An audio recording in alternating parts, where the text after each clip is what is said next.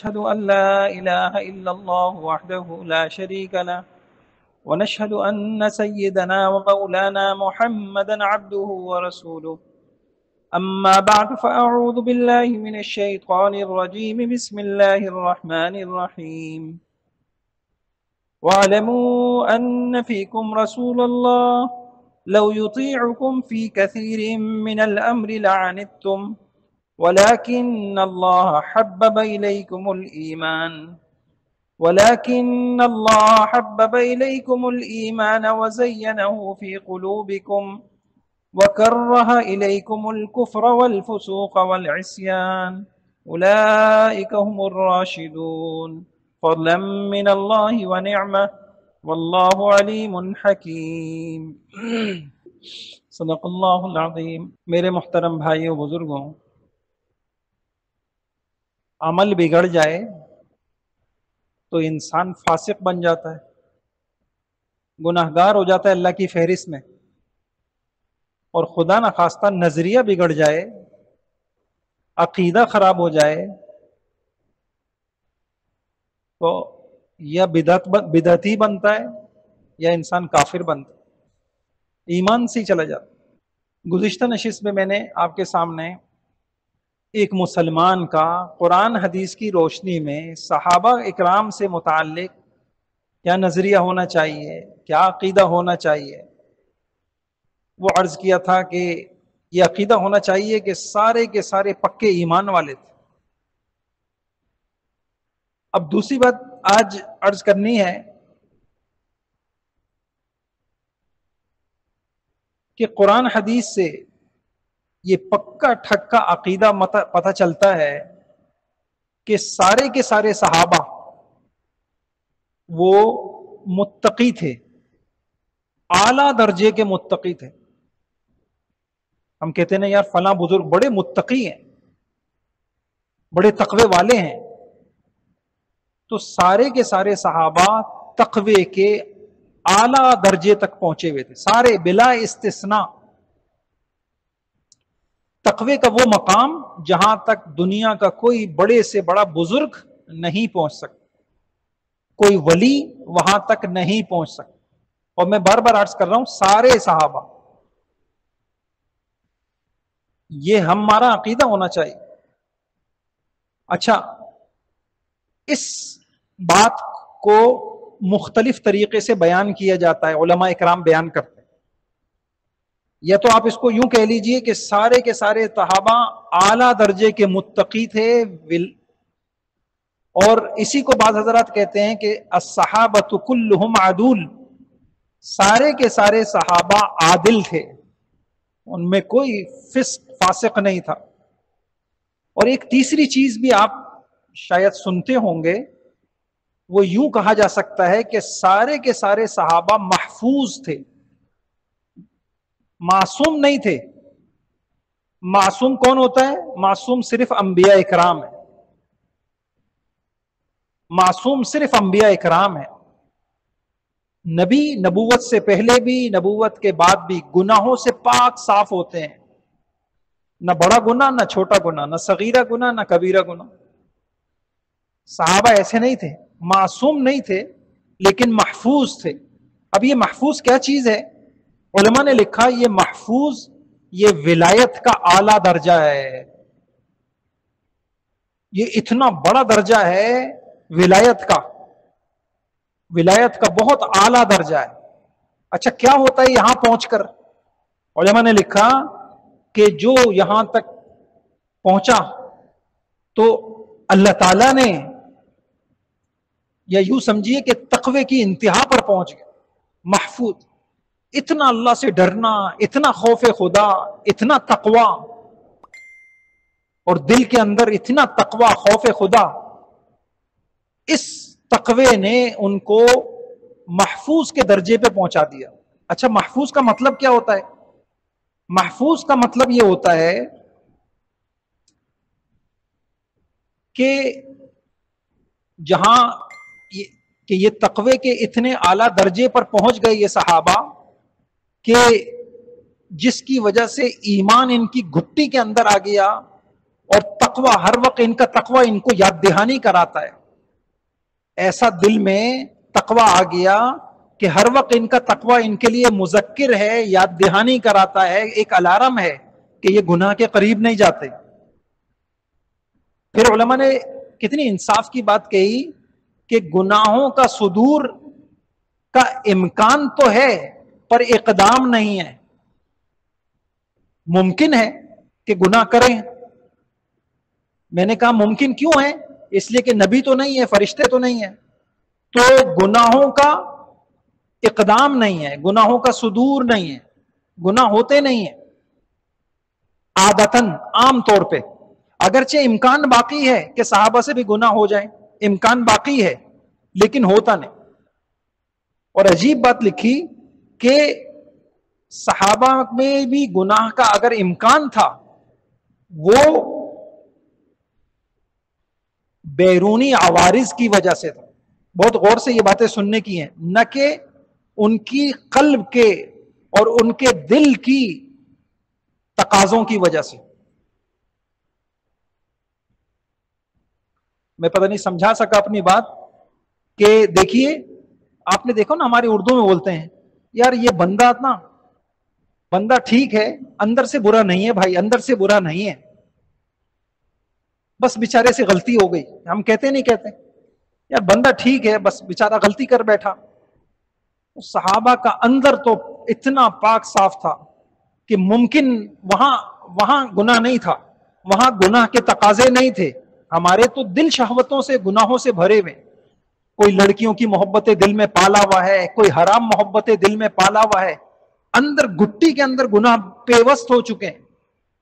وہاں گھٹی کے اندر ایمان تھا، وہاں گھٹی کے اندر تقوی تھا، خوف خدا تھا، اللہ کی محبت تھی، آخرت تھی. میں اپنے پاس سے کوئی بات نہیں کہہ رہا، یہ قرآن کی آیت ہے. وہ رب جو علیم اور خبیر ہے، جو دلوں کے بھیدوں سے واقف ہے، وہ صحابہ کے دلوں کے بارے میں کہہ رہا ہے وَلَكِنَّ اللَّهَ حَبَّبَ إِلَيْكُمُ الْإِيمَانِ. میں نے جھانک کے دیکھ لیا ہے ان سب کے دلوں میں ایمان کی محبت، ایمان ان کے دلوں کی زینت بن گیا، ایمان ان کی گھٹی میں داخل ہو گیا. ایمان کتنی بڑی چیز ہے. اور کون کہہ رہا ہے؟ اللہ کہہ رہے. تو میں نے یہ عرض کیا کہ صحابہ محفوظ تھے. کس چیز سے محفوظ تھے؟ چھوٹے گناہوں سے، بڑے گناہوں سے. کیا مطلب ہے محفوظ ہونے کا؟ محفوظ ہونے کا مطلب یہ ہے امکان تو تھا کہ یہ گناہ کریں لیکن ہوتا نہیں تھا گناہ. اور اگر خدا نخواستہ کسی سے گناہ ہو جائے، اللہ اکبر، وہ گناہ ان کو اتنا بے چین کر دیتا تھا، ان کو اتنا تڑپاتا تھا، اتنا رلاتا تھا، جب تک وہ توبہ نہ کر لیں وہ آرام سے نہیں بیٹھتے. یہ ہوتا ہے محفوظ. اتنے واقعات آپ کو صحابہ کا ملیں گے. تو میں نے یہ عرض کیا کہ صحابہ کے بارے میں ایک عقیدہ کیا ہو گیا، اعلیٰ درجے کے متقی تھے، سارے کے سارے صحابہ عادل تھے، اور سارے کے سارے صحابہ معصوم نہیں تھے، محفوظ تھے. اور محفوظ کا مطلب میں نے یہ عرض کر دیا کہ اول تو گناہوں کا صدور ہوتا ہی نہیں تھا، ہوتا ہی نہیں تھا، اور اس کا امکان تو تھا لیکن ہوتا نہیں تھا. اور اگر ہوتا بھی تھا تو وہ بیرونی عوارض کی وجہ سے ہوتا تھا، دل ان کے گندے نہیں تھے. یہ بڑی عجیب بات لکھی علماء نے. ہم گناہ کرتے ہیں، وہ گناہ گھٹیوں میں پڑے ہوئے، وہ اندر گھسے ہوئے ہیں، انہوں نے ہمارے دلوں کو ناپاک کیا ہوا ہے. ہمارے دل ناپاک ہیں، ان کے دل پاک تھے. کبھی کسی وجہ سے اگر گناہ ہوا تو وہ بیرونی عوارض سے کی وجہ سے ہوا. اچھا، میں یہ کیوں کہہ رہا ہوں کہ دل ان کے ایسے نہیں تھے؟ اس لیے کہ قرآن میں اللہ نے کہا وَكَرَّهَ إِلَيْكُمُ الْكُفْرَ وَالْفُسُوقَ وَالْعِصْيَانَ، کہ ان کے دل میں گناہ کی نفرت تھی، گناہ سے نفرت تھی. اللہ کہہ رہے ہیں کہ ان کے دل ایسے تھے، میں نہیں کہہ رہا، کوئی تاریخ نہیں کہہ رہی. گناہ کی نفرت، ایمان کی محبت تھی. اب مجھے بتائیے، ایمان کی محبت ہوگی، گناہ کی نفرت ہوگی، تو پھر انسان کیا کرے گا؟ گناہوں سے بچے گا اور ایمان کے تقاضوں پہ عمل کرے گا، یہی کرے گا. پھر اللہ نے گواہی دی اچھا یہ بھی جو امکان تھا، یہ عام صحابہ ابتدائی منزل میں نئے نئے مسلمان ہوئے، شروع کا وقت ہے، اگر ان سے کوئی گناہ ہو بھی گیا تو وہ گناہ کا اثر ان کے اندر تک نہیں جاتا تھا. ہم جب گناہ کرتے ہیں، چونکہ ہمارا نفس ناپاک ہے، جس کو اللہ قد افلح من زکاہا وقد خاب من دساہا، انسان کا نفس پاکیزہ بھی ہوتا ہے، دل پاکیزہ بھی ہوتا ہے، دل ناپاک بھی ہوتا ہے. ہم جو گناہ کرتے ہیں، اس لیے علماء نے عجیب بات لکھی ہے، کل قیامت میں جہنم کی جو آگ ہوگی، وہ آگ انسان کے دل کو جلائے گی، کیونکہ گناہ کا خیال وہیں سے پیدا ہوتا ہے. نار اللہ الموقدہ التی تطلع علی الافئدہ، دنیا کے اندر آگ جلاتی ہے، انسان کے جسم کو جلاتی ہے، اور انسان کا جسم جلتا ہے اور دل تک پہنچنے سے پہلے مر جاتا ہے. آخرت کی آگ وہاں کو چھوئے گی اور وہاں کو جلائے گی، اور اس جگہ کو عذاب دے گی جہاں سے گناہ کا تقاضا پیدا ہوتا ہے، جہاں سے گناہ کی تمنائیں ہوتی ہیں، جہاں سے گناہوں کی خواہشات پیدا ہوتی ہیں. اور وہاں کیا حال تھا صحابہ کا؟ اللہ کہہ رہے ہیں کہ دل پاکیزہ تھے، وہاں ایمان تھا، وہاں تقوی تھا، وہاں خوف خدا تھا. بھائیوں یہ کیفیت تھی ان کی. اسی وجہ سے ہمارا حال یہ ہے، ہم جب گناہ کرتے ہیں تو ہمارے دل کی کیفیات خراب ہوتی ہیں. ان کی دل کی کیفیات خراب نہیں ہوتی تھی، کیونکہ گناہ باہر سے ہوا، اگر کسی سے بھی ہوا، اور ہمارا اندر سے ہوا، لہذا بد نظری کی، اندر کے اندر عورتوں کی محبت پڑی ہوئی ہے، گندی محبتیں پڑی ہوئی ہیں، حرام دیکھا، دل کالا ہو گیا. غیبتیں کی، دل کالا ہو گیا. وہاں اگر کسی سے غلطی ہوئی تو دل تو ہر وقت خوف خدا، اللہ کی محبت، ایمان، تقوی، طہارت، توکل، اللہ کی ذات پہ یقین، ان سب خوبیوں سے دل بھرا ہوا ہے. لہذا اس کے گناہ کے اثرات ان کے دل تک نہیں پہنچتے تھے. لہذا یہ کہنا صحیح ہے اگر کسی سے گناہ بھی ہوا پھر بھی وہ متقی. اور میں نے آپ کو بتایا ان کا حال یہ تھا کہ ان کا گناہ ان کو بے چین کر دیتا. آپ نے واقعہ نہیں سنا؟ کسی سے غلطی ہو گئی، مسجد کے ستون سے اپنے آپ کو باندھ لیا، مر جاؤں گا، نہ کھاؤں گا نہ پیوں گا جب تک حضور آ کے خود نہ کھولیں.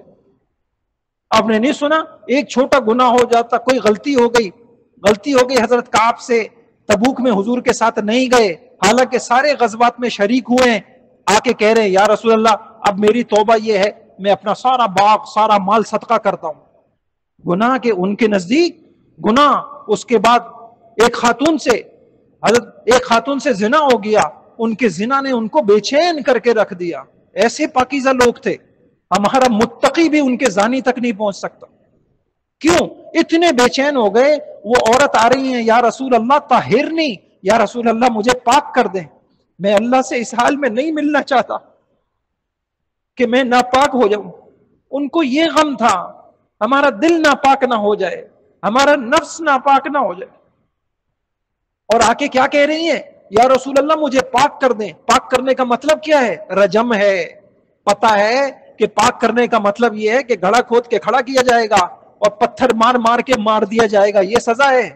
لیکن ایمان ان کا ایسا تھا، اللہ اکبر، کہ ایمان ان کو بے چین کرتا تھا. ہائے میرے اللہ مجھ سے ناراض ہو گئے. ہماری آہیں یہ نہیں ہے، بڑے بڑے گناہ ہوئے ہیں، بد نظری ہوئی، کسی کی آہ نہیں ہے کہ آج یہ کیا کر بیٹھا، کہ آج میرا اللہ مجھ سے ناراض ہو گیا، آج مجھ سے جماعت چھوٹ گئی، آج مجھ سے نماز چھوٹ گئی، میں نے یہ غیبت کر دی، میرے اللہ مجھ سے ناراض ہو گئے. تو ان کی آہیں کیا تھی؟ آ رہی ہیں خاتون غامدیہ اور آ کے کہہ رہی ہیں یا رسول اللہ مجھے پاک کر دے. حضور علیہ السلام کا بڑے عجیب صفات تھی. آپ چاہتے تھے کہ مسلمان اگر کوئی گناہ ہوا ہے خود توبہ کر لے. حضور کو تو حضور تو منصب قضا پہ بھی تھے، قاضی بھی ہیں. حکم یہ ہے کہ اللہ کی حد بھی نافذ کرنا ہے، آپ کو اختیار نہیں ہے کہ میں کیسے معاف کروں. شریعت نے یہ بھی کہا ہے وَلَا تَأْخُذْكُمْ بِهِمَا رَأْفَةٌ فِي دِينِ اللَّهِ. جب اللہ کا معاملہ آ جائے تو پھر کسی پہ ترس بھی نہیں کھانا. اللہ نے قرآن میں کہا وَلَا تَأْخُذْكُمْ بِهِمَا رَأْفَةٌ فِي دِينِ اللَّهِ. اب کیا ہوا؟ خاتون آ رہی ہیں، اور وہ زنا سے حاملہ ہو چکی ہیں، اب بے چین، ان کا ایمان، ان کے اندر کا تقوی، ان کا خوف خدا، ان کا آخرت کا استحضار اتنا زیادہ تھا کہ وہ کہتی ہیں جان جاتی ہے چلی جائے، توبہ ہو جائے، پاک ہو جاؤ۔ اس نے کہا جاؤ بچہ ہونے دو، بچہ ہو گیا، بچے کو لے کے آئے، کہا بھائی ابھی جاؤ، مقصد یہ تھا کہ چلی جائے، نہ آئے میرے پاس، یہ ابھی جاؤ، بچے کو دودھ پلاؤ، ظاہری بات ہے کہ بچہ ہے، اس کو کون سنبھالے گا، دودھ پلاؤ، 2 سال تک دودھ پلایا، اور پھر اس کو ساتھ لے کے آ رہی ہیں، اس بچے کے ہاتھ میں روٹی کا ٹکڑا ہے، یہ ثابت کرنے کے لیے اب یہ بچہ میرے دودھ پہ نہیں پلے گا، اب یہ بچہ روٹی کھا کے پل سکتا ہے، مجھے پاک کر دو۔ دائیں ایک اور صحابی، ان سے غلطی ہو گئی، حضور کے پاس آ رہے، دائیں طرف سے آتے ہیں، یا رسول اللہ مجھے آپ بائیں طرف چہرہ پھیر لیں، وہ پھر وہاں سے آتے ہیں، حضور یہاں چہرہ پھیر لیتے ہیں کہ کسی طریقے سے چلا جائے۔ میرے بھائیوں، ہمارا تو گناہوں میں، ہمارے گناہ تو ہماری گٹیوں میں پڑ گئے، ہماری عادت بن گئے، ہمارا مزاج بن، بد نظری ہے چھوٹ نہیں رہی، بوڑھے سے نہیں چھوٹ رہی، کیا دیکھ رہے ہیں موبائل میں، کیا کر رہے ہیں خلوتوں میں، حرام دیکھ رہے ہیں، تو وہ ہماری گھٹیوں میں پڑا ہوا ہے، لہذا جب ہم کوئی گناہ کرتے ہیں تو سیدھا اثر ہمارے دل پہ ہوتا ہے، کیونکہ وہ سارے گناہ ہم دل کے تقاضے کی وجہ سے کر رہے ہیں۔ ان کے اندر تقوی کیا تھا؟ اللہ کہہ رہے کہ ان کے دل پاکیزہ تھے، ان کے دلوں میں ایمان تھا، لہذا اگر غلطی ہوئی ہے ہم اپنا جیسا نہ سمجھے، ان کے دلوں کی طہارت، ان کے دلوں کی پاکیزگی، ان کے نفس کا تزکیہ، ان کے قلب کا تصفیہ، اللہ اس کی گواہی دے رہے، ان کے ایمان، ان کے اخلاص، ان کے تقوی، ان کی طہارت، ان کا توکل، اللہ ان کے دلوں کی پاکیزگی کی گواہی دے رہے۔ ایک نہیں کتنے واقعات ہیں، غلطی ہو گئی، بے چین ہو گئے، بے چین ہو گئے، یا رسول اللہ ہمیں پاک کر دو، میری توبہ۔ تو بھائیوں، اللہ تعالی ہم سب کو صحابہ کی محبت دے دے، ہمارے محسن ہیں، اور ان کے بارے میں ہمارے نظریات صحیح ہوں، ہمارے عقائد صحیح ہوں، اور ایک بڑا عقیدہ میں نے یہ بتایا آج، بڑا وہ ہے، ان کی کوئی غلطی کو اٹھاتے ہیں اور اٹھا کے بولتے ہیں صحابہ نے تو یہ کیا، صحابہ نے تو یہ کیا، اور قرآن کی یہ آیتیں سامنے نہیں ہوتی، وہ رب جو دلوں کو جھانکتا ہے وہ تو یہ کہہ رہا ہے، اور ہم فیصلہ کر رہے ہیں، جن کی اپنی ایمانی زندگی کا حال یہ ہے کہ ہم مسجد کو آباد نہ کر سکے، اللہ کے لیے 5 وقت کی نمازوں کا اہتمام نہیں ہوا، زکوٰۃ ہم سے نہیں ادا ہوتی، کاروبار میں سود ہم سے نہیں چھوٹتا، جھوٹ ہم سے نہیں چھوٹتا، رشوت ہم سے نہیں چھوٹتی، بد نظری ہم سے نہیں چھوٹتی، اور ہم فیصلہ کر رہے ہیں صحابہ کے ایمان کا۔ تو اللہ مجھے بھی توفیق دے، آپ کو بھی توفیق دے، اپنے بچوں کی بنیادوں کو صحیح کرنا ہے، اللہ والوں کی محبت ہو، اور سب سے بڑے میں نے کہا ولایت کے اعلیٰ درجہ، جہاں جس درجے تک کوئی نہیں پہنچ سکتا وہ صحابہ پہنچے تھے، اعلیٰ درجے کے ولی تھے۔ اللہ تعالی ہم سب کو بھی نصیب فرمائے۔ اور ایک بات یہ ہے کہ اللہ کے یہاں جو قیمت ہے بھائی، وہ دل کی قیمت ہے، دل کتنا پاکیزہ لے کے آئے ہو، دل کتنا صاف ستھرا لے کے آئے ہو، شہوتوں سے بھرا ہوا دل ہے یا اللہ کی محبتوں سے بھرا ہوا ہے؟ خوف خدا، میں نے ایک بات آپ سے کی، ان کا تقوی اتنا زیادہ تھا، جیسے الارم ہوتا ہے نا، تو ان کا تقوی ان کے لیے مذکر تھا، ان کو یاد دہانی کراتا تھا، گناہ نہیں کرنا ہے، گناہ نہیں کرنا ہے، اور یہ ہوتا ہے۔ یہ بخاری شریف کی روایت ہے، حضرت عائشہ خود اپنا قصہ بیان کرتی ہیں، ان کے اوپر جو تہمت لگی، اس قصے کو بڑی تفصیل سے، بخاری شریف کی تو 3-4 حدیثیں جو بہت طویل حدیثیں ہیں، ان میں سے ایک حدیث ہے، اس کے اندر وہ اپنا قصہ یہ بیان کرتی ہیں کہ حضرت زینب، ان کے ساتھ تھوڑی میری انبن رہتی تھی، ٹھنی رہتی تھی، ہوتا ہے انسانی تقاضے، لیکن کیا ہوا، ہمارے ہاں تو یہ ہے، ہماری جس سے انبن ہو اور اس کی عزت ہمارے ہاتھ میں آ جائے، ہمیں موقع مل جائے اس کو ذلیل کرنے کا، ہم تو اس کی کیا، اس کی اگلی پچھلی نسلوں کا ایسا کا ایسے کرتے۔ صحابہ ایسے نہیں تھے، صحابیات ایسے نہیں۔ اب حضرت زینب، اب ان کا مقابلہ ایک چلتا تھا، ایک قسم کی ٹھنی تھوڑا سا وہ تھا، ہوتا ہے سوکنوں میں، حضرت عائشہ رضی اللہ سے، لیکن جب حضرت عائشہ پہ تہمت لگی اور تحقیقات ان سے ہوئی، انہوں نے ایک حرف ایسا نہیں کہا جس میں کوئی ناانصافی کی بات۔ اس پر حضرت عائشہ نے ایک تبصرہ کیا، وہ تبصرہ میں آپ کو سنانا چاہتا ہوں۔ حضرت عائشہ رضی اللہ عنہ نے فرمایا عصا اما زینب فعصمہ الورع، زینب کو ان کے تقوی نے بچا لیا، ورنہ مخالف کے بارے میں انصاف کرنا یہ اس کے لیے چھوٹا موٹا تقوی نہیں چاہیے، بہت بڑا تقوی چاہیے۔ ایک بندہ آپ کا مخالف ہے لیکن اس کے بارے میں آپ سے کوئی بات پوچھی جاتی ہے، آپ پھر بھی انصاف کی بات کریں، نا انصافی نہ کریں۔ میں نہیں کہہ رہا، قرآن کہہ رہا ہے وَلَا يَجْرِمَنَّكُمْ شَنَآنُ قَوْمٍ عَلَىٰ أَلَّا تَعْدِلُوا اعْدِلُوا هُوَ أَقْرَبُ لِلتَّقْوَىٰ۔ دیکھو اگر تمہارا کوئی مخالف ہے، تمہاری کسی سے نہیں بنتی، دیکھو اس کے بارے میں بھی ناانصافی نہ کرنا، اللہ کہہ رہے۔ اور آگے کیا کہہ رہے؟ اعْدِلُوا هُوَ أَقْرَبُ لِلتَّقْوَىٰ، یہ ایرے غیرے کا کام نہیں ہے، اس کے لیے بڑا تقوی چاہیے۔ تو صحابہ کی تقوی، حضرت عائشہ کہہ رہی ہیں اب یہ موقع تھا، کر سکتی تھی حضرت زینب، لیکن ایک جملہ میرے خلاف نہیں بولا، اما زینب فعصمہ الورع، ان کے دل کا تقوی، ان کے دل کے تقوی ان کو غیبت سے، بہتان سے، ان چیزوں سے بچا لیا۔ تو بھائیوں بہت ضروری ہے دلوں میں تقوی آ جائے، دل متقی بن جائیں، دل خوف خدا والے بن جائیں، اور میرے بھائیوں دل پاک ہو جائیں۔ اللہ کی قسم اس سے بڑا دنیا میں کوئی ضروری کام نہیں ہے۔ دل پاک ہوں گے، جذبات پاک ہوں گے، تمنائیں پاک ہوں گی۔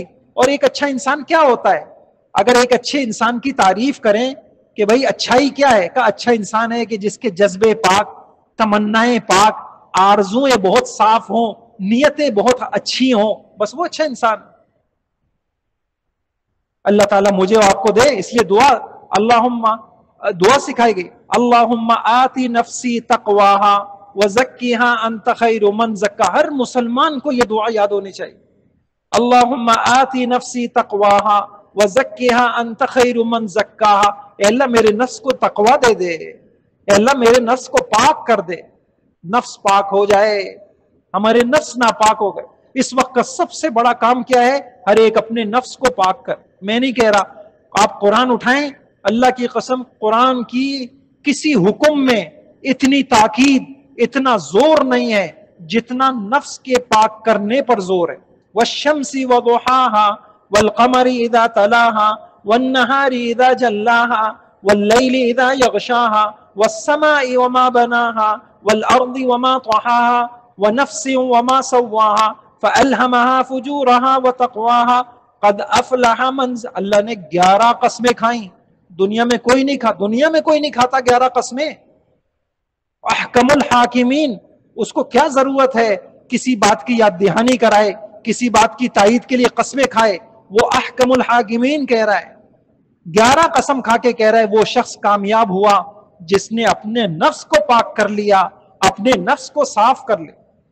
میرے بھائیوں اللہ مجھے آپ کو توفیق عطا فرمائے۔ اللہ کی قسم مرنے سے پہلے نفس پاک نہ ہوا تو موت کے وقت پٹائی سے پھر وہ پاک کیا جائے گا، اور اگر گندگی اور بڑھ گئی تو پھر قبر کی پٹائی سے صفائی ہوگی، اور اگر اس پٹائی سے بھی صاف نہ ہوا تو میدان حشر کی سختیوں سے پاک کیا جائے گا، اور اگر خدا نہ کرے وہاں بھی پاک نہ ہوا، گناہ اتنے بڑھ گئے تو پھر جہنم کی آگ سے صفائی ہوگی اور پاک صاف انسان جنت میں جائے گا۔ اللہ تعالیٰ مجھے بھی توفیق عطا فرمائے، آپ کو بھی توفیق عطا فرمائے۔ اور آج جتنی پریشانیاں ہیں، جتنی لڑائیاں ہیں، اور خاندانی لڑائیاں ہوں، اداروں میں لڑائیاں ہوں، اس کے پیچھے نفس کی شرارتیں ہیں۔ نفس کیا ہے؟ انسان کا نفس برتری چاہتا ہے، میری چلے، میری مانے، تم نے میری کیوں نہیں مانی، تم نے میری بات کیوں نہیں مانی، تم میرے ماتحت ہو، تم فلاں ہو۔ انسان کا نفس برتری چاہتا ہے، جو نفس پاکیزہ نہ ہوا ہو، اور جو نفس پاکیزہ ہو گیا ہو اس کے اندر عبدیت آتی ہے، تواضع آتی ہے، وہ جھکتا ہے۔ اللہ تعالیٰ نے اپنے نبی کو کہا وَخْفِضْ جَنَاحَكَ لِمَنِ اے نبی آپ امام الانبیاء ہیں، لیکن یہ جو آپ کے مومن صحابہ ہیں آپ ان کے آگے جھکے رہا کریں۔ اللہ اکبر، امام الانبیاء جس کے سامنے کائنات جھک گئی، اس کو کہا جا رہا ہے آپ کا رویہ جھکاؤ، اب آپ عبد ہیں، بندہ بن کے رہیے۔ تو نفس، یہ جتنے ہمارے گھروں میں جھگڑے ہیں نا، یہ نفس کی برتری کی وجہ سے۔ بیوی کہتی ہے میری چلے، شوہر کہتا ہے میری چلے، بیٹے کہتے ہیں میری چلے، باپ کہتا ہے میری کیوں نہیں مانی، اداروں کے اندر مالکان کہتے ہیں ہماری چلے، تم کون ہوتے، ملازمین کہتے ہیں کہ نہیں. یہ جتنے جھگڑے ہیں، جن کا نفس پاکیزہ ہوتا ہے، وہ جس کا نفس صاف ہو جاتا ہے، پھر وہ ان مسائل میں نہیں الجھتے، ان کی وجہ سے مسائل نہیں پیدا ہوتے. اس لیے میں عرض کر رہا ہوں دنیا کا سب سے اہم ترین کام موت سے پہلے اپنے نفس کی پاکیزگی. اور اللہ تعالیٰ نے حضرت محمد صلی اللہ علیہ وسلم کے صحابہ کو یہ کرا دیا تھا. حضور اس کام کے لیے آئے ہیں. آپ قرآن میں 4 آیتیں ہیں جو یہ بتاتی ہیں حضور علیہ السلام کا کام کیا تھا. یعلمہم الکتاب والحکمہ ویزکیہم. اے نبی آپ کا کام یہ ہے آپ ان سب کے نفسوں کو پاک کر دیں، گناہوں کے تقاضوں سے پاک ہو جائے، پاک صاف ہو جائے. اللہ تعالیٰ مجھے بھی توفیق عطا فرمائے، آپ کو بھی توفیق عطا فرمائے، اور اللہ کرے کہ ہمیں یہ موت سے پہلے یہ بات سمجھ میں آ جائے ہمارا اصل کام کیا ہے، اللہ ہم سے کیا چاہتے. خالی نمازوں سے مطمئن نہیں ہونا، نفس ناپاک ہے. ہم کہہ رہے ہیں کہ میں تو صف اول کا نمازی ہوں، مجھ سے تو کوئی نماز نہیں چھوٹتی، نفس ناپاک ہے. اللہ تعالیٰ ہم سے اس کی وجہ سے نیتوں میں اخلاص، بغیر پاکیزگی کے نیتوں میں اخلاص ہی نہیں آ سکتا. ہم کہیں جی میں نے اس لیے حضور علیہ السلام کی ایک حدیث کتنی خطرناک ہے کہ دین کے بڑے سے بڑا کام کوئی کرے وہ ڈرتا رہے. حضور نے کہا ان اللہ لا یؤید ھذا الدین بالرجل الفاجر. اللہ فاجر آدمی سے بھی دین کا کام لے لیتے ہیں. اللہ کی نگاہ میں وہ فاسق فاجر ہوتا ہے اور دین کا کام کر رہا ہوتا ہے، وہ سمجھ رہا ہوتا ہے کہ میں نے تو بڑے دین کے کام کیے، لیکن نفس اس کا ناپاک ہوتا. تو بہرحال آج کی بات میں نے یہ عرض کی، صحابہ کے نفوس پاک تھے، اس کے اندر تقویٰ تھا، اعلیٰ درجے کا تقویٰ تھا، اس درجے تک کوئی ولی نہیں پہنچ سکتا. پھر آپ کے ذہن میں آتا ہوگا کہ ان سے گناہ ہوئے. میں نے کہا جو گناہ ہوا کبھی کسی سے کبھی، تو وہ عام صحابہ سے ابتدائی منزل میں ہوا، اور وہ خارجی اثرات کی وجہ سے ہوا، ان کے دل کے تقاضے کی وجہ سے نہیں ہوا. اور پھر ان کے گناہ نے ان کو بے چین کیا. ممکن نہیں ہے کہ کوئی صحابی ہو اس سے غلطی ہو جائے اور توبہ کے بغیر وہ مر جائے. وہ ان کو اللہ نے اتنا ایسا. لہذا ہمارے لیے بھی حکم کیا ہے، ہم اپنے اندر کی تربیت کریں، اپنے باطن کو تقویٰ سے، ایمان سے، صفات سے منور کرنے کی کوشش کریں. اور وہ ہوگا ان لوگوں کی صحبت سے جن کے دلوں کو اللہ تعالیٰ نے یہ چیز دی ہے. جب آپ ان کے پاس بیٹھیں گے اور آپ ان کے پاس جائیں گے تو ان اللہ والوں کی دل کی پاکیزگی آپ کے دل پہ اثر کرے گی. اللہ مجھے بھی توفیق عطا فرمائے، آپ کو بھی توفیق عطا.